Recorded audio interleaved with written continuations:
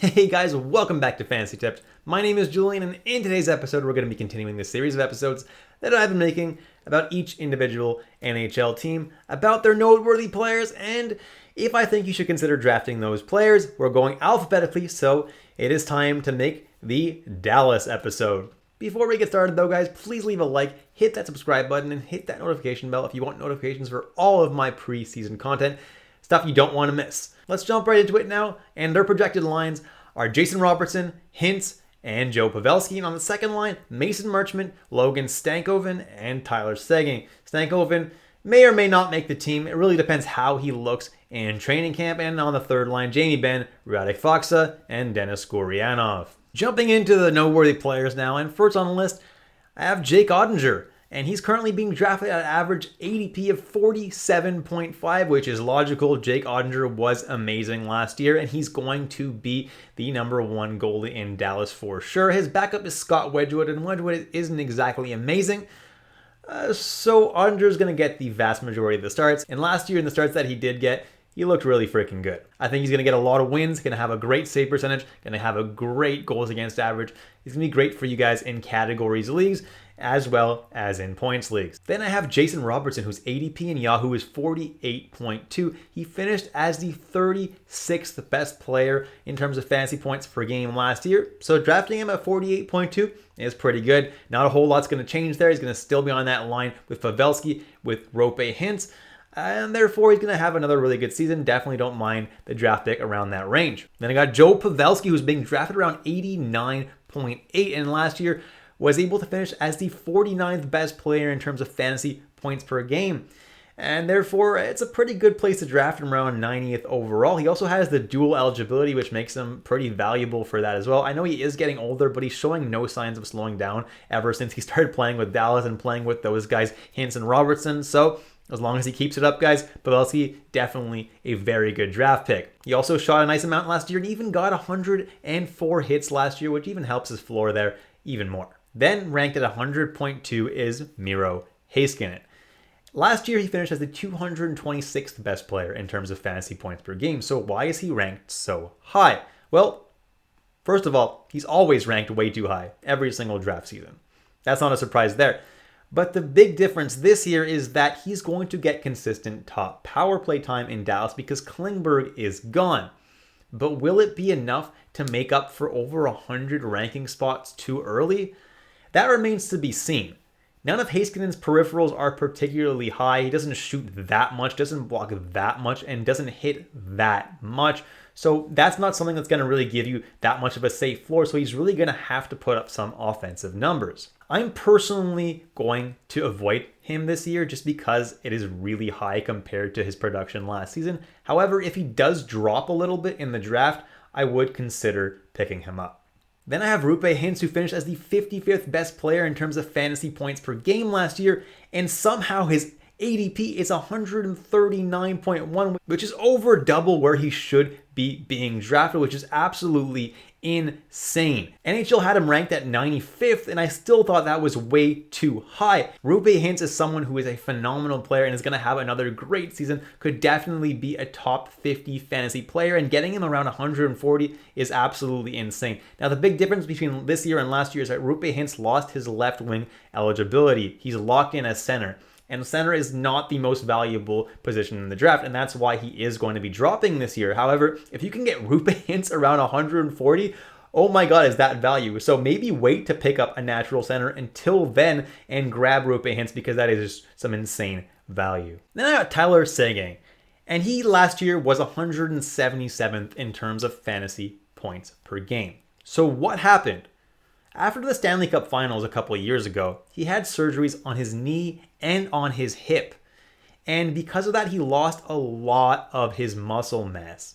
He missed pretty much the entire next season, only played 3 games, and was finally back last year. Obviously, there's a lot of recovering going into that, and he's obviously not going to be himself right away.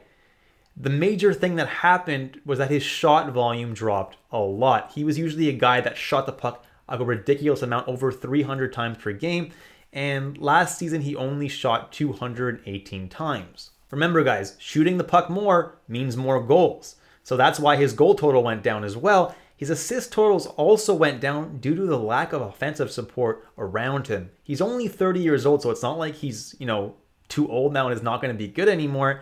If he plays with decent line mates like I'm projecting with Stankoven and Marchment, I think he can have a decent bounce back year. I think he's a pretty good selection in the range that he's currently being drafted at. I do think he's a good candidate for a bounce back year this year.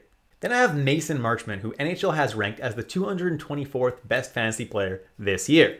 Yahoo has an ADP of 165.8, although near that range, the ADPs in Yahoo start getting a little bit weird. So if he drops close to the 200 range in your draft, I think Marchment is a really good value pick. Last year was almost a point per game in Florida with 47 points in 54 games.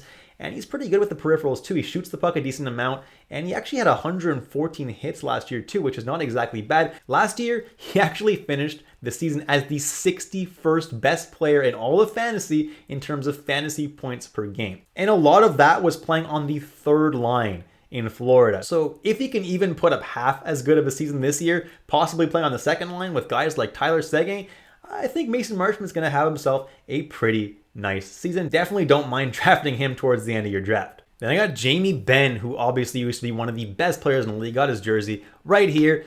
Had 46 points in 82 games last year, which isn't particularly great, but at least he didn't miss any time due to injury.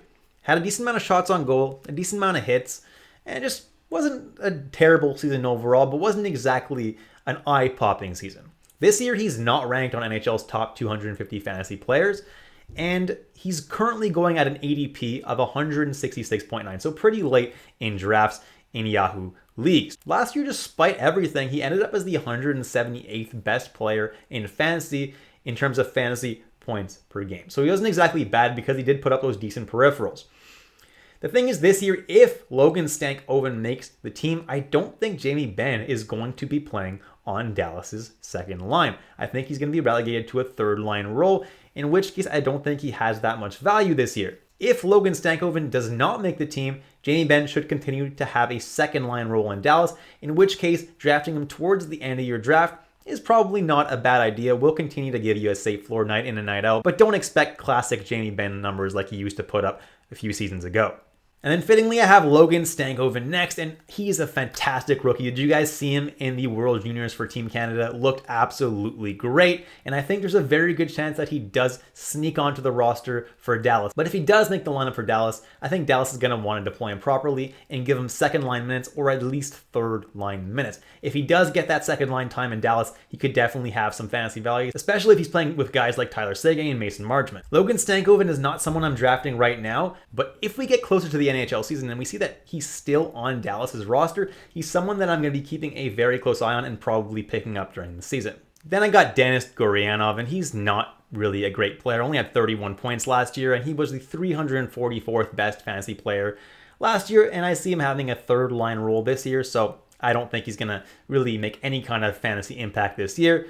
Ryan Suter, same kind of thing, didn't exactly have an excellent fantasy season. He finished as the 411th best fantasy player, so I don't see him having any value at all this year. Then I got Esa Lindell, who had 25 points only in 76 games, but he put up some semi-decent peripherals and finished as the 261st best fantasy player. So if you are in an insanely deep league and you need a defenseman pretty late in the draft, Esa Lindell is not a terrible option. He also may be manning the second power play in Dallas this year because Klingberg is gone. So he could get a little bit more exposure to that power play, which could make him a teeny bit more valuable. And the only other guy worth even considering is Jani Hakanpaa, and he's pretty much valuable only for hits. He was in the top 25 in hits last year. He's not like he's a top 5 hits guy, but if you're in a categories league and you're struggling in any particular week with the hits category, he's someone that you can consider picking up, but he's definitely not somebody that I'm drafting. And that's it for the video, guys. Thank you so much for watching all the way through. I really do appreciate it. Please leave a like, hit that subscribe button,